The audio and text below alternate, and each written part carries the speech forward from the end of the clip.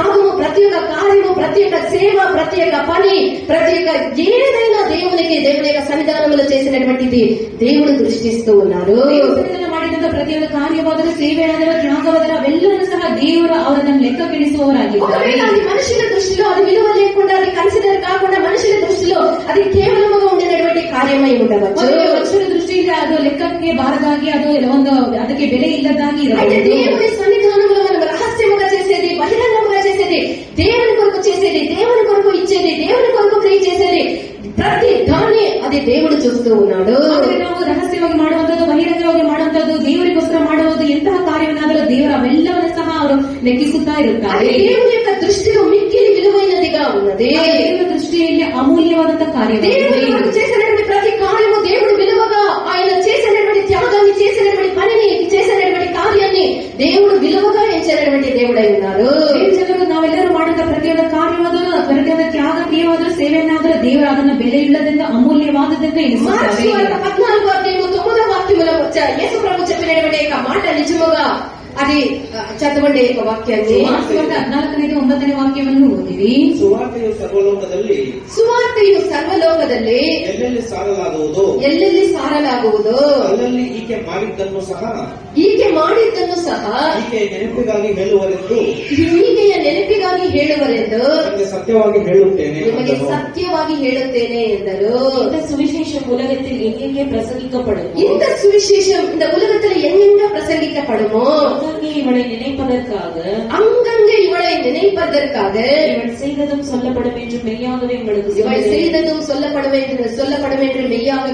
சொல்லுகிறேன். సర్వలోకములు ఎక్కడ ఈ సువార్త ప్రకటింపబడునో, సర్వలోకములు ఈ సువార్త, దేవుని యొక్క సువార్త ఎక్కడంతా ప్రకటించబడుతుందో, ఈమె చేసినదియు జ్ఞాపకార్థముగా ప్రశంసింపబడునని, మీ జ్ఞాపకార్థముగా ప్రశంసింపబడునని మీతో నిశ్చయముగా చెప్పుచున్నాను.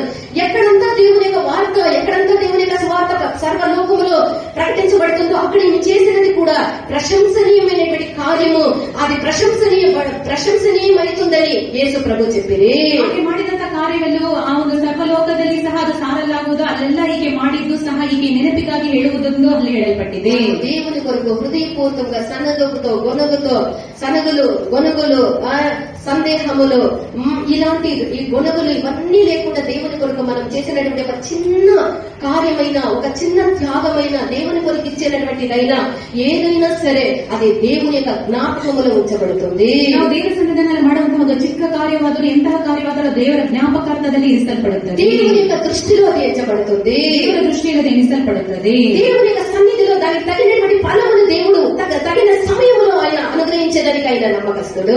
తక్కంత ఫలವನ್ನು ತಕ್ಕ ಸಮಯದಲ್ಲಿ ಕೊಡುವರಾಗಿದ್ದಾರೆ. మనం చిన్న వయసు నుండి దేవునిలో ఎదగాలి. ಆದ್ದರಿಂದ ನಾವು ಚಿಕ್ಕ ಪ್ರಾಯದಿಂದಲೇ ದೇವರಲ್ಲಿ ಬೆಳೆಯಬೇಕು. మనం చిన్న వయసులో దేవుని యొక్క వాక్యాన్ని మనం పాటించాలి. ಚಿಕ್ಕ ವಯಸ್ಸಿನಿಂದಲೇ ದೇವರ ವಾಕ್ಯವನ್ನು ಅಭ್ಯಾಸಿಸಿ, దేవుని కొరకు మనం ప్రియ చేసేది మన బాల్యంలో నుండి మనం అభ్యాసము చేసుకోవాలి. ದೇವರಿಗೋಸ್ಕರ ಪ್ರಯಾಸ ಪಡುವಂತದ್ದು, ಅಭ್ಯಾಸ ಮಾಡುವಂತದ್ದು ನಾವು ಚಿಕ್ಕ ವಯಸ್ಸಿನಲ್ಲಿ త్యాగం చేసేది, దేవుని కొరకు మనం ఏ కార్యమైనా చేసేది, దేవుని కొరకు ఇచ్చేది. కావునే మీకు ఉండి బాక్సులు పెట్టమనేది దేవుని కొరకు మనం ఇచ్చుట ఎందు మనము మనస్ఫూర్తిగా సంతోషంగా ఉంటే దేవుడు మనకిచ్చేదానికి మనస్ఫూర్తిగా సంతోషంగా ఉంటే అది ప్రతి ప్రాయములోనే పిల్లల యొక్క మనసులో మనం అది నాటాలి. ನಾವು ದೇವರಿಗೆ ಕೊಡುವುದರ ಇಷ್ಟಪೂರ್ವಕವಾಗಿ ಮನಪೂರ್ವಕ ಮಾಡುವುದನ್ನು ಚಿಕ್ಕ ಪ್ರಾಯದಿಂದಲೇ ಅದನ್ನು ಅಭ್ಯಾಸ ಮಾಡಿಸಿಕೊಳ್ಳಬೇಕು. దేవుని కొరకు మనము త్యాగముగా ఉండాలి, మన పిల్లల్ని కూడా త్యాగముగా మనం పెంచాలి. ನಾವು ತ್ಯಾಗವಂತರಾಗಿ ಜೀವಿಸಬೇಕು, ನಮ್ಮ ಮಕ್ಕಳನ್ನು ಅದೇ ಹಾದಿಯಲ್ಲಿ ಬೆಳೆಸಬೇಕು. మనం ఒక్కసారి దేవుని యొక్క సన్నిధానంలో మన యొక్క జీవితాన్ని చూస్తాముగా, జీవితವನ್ನು దేవರ సన్నిధానంలో బాగుండాలి, నేను బాగుండాలి, అభ్యుదముగా ఉండాలి, విధముగా ఉండాలి, కాస్ట్లీగా ఉండాలి, ఉన్నతముగా ఉండాలి, ఎవరు ఉండకూడదు, నా పిల్లలు అభ్యుదముగా ఉండాలి, నేను అభ్యుదముగా ఉండాలి అనేది మనం తలస్తామే. కానీ నా దేవుని కొరకు, నా దేవుని యొక్క సేవ కొరకు, నా దేవుని యొక్క ఇంటి కొరకు, నా దేవుని యొక్క సంఘము కొరకు, నా దేవుని యొక్క కార్యాల కొరకు నేను ఏమి త్యాగము చేస్తూ ఉన్నాను. దేవుడు మనకి ఇంత ఆయుష్నిచ్చే, ఇంత బలమునిచ్చే, అయితే దేవుడు ఇచ్చినటువంటి యొక్క సమయంలో మనం దేవునికి ఏమిస్తూ ఉన్నాము, దేవుడు ఇచ్చిన దాంట్లో దేవునికి ఏమిస్తూ ఉన్నాము, మనం దేవుడు ఇచ్చినటువంటి కార్యాలు మనం నమ్మకముగా ఉన్నామా, త్యాగముగా ఉన్నామా అనేది మనం స్మరించాలి. ಲೋಕದಲ್ಲಿ ನಾವು ಉನ್ನತರಾಗಿರಬೇಕು, ಗೌರವರಾಗಿರಬೇಕು, ಮಾನ ಮರ್ಯಾದರಾಗಿರಬೇಕು.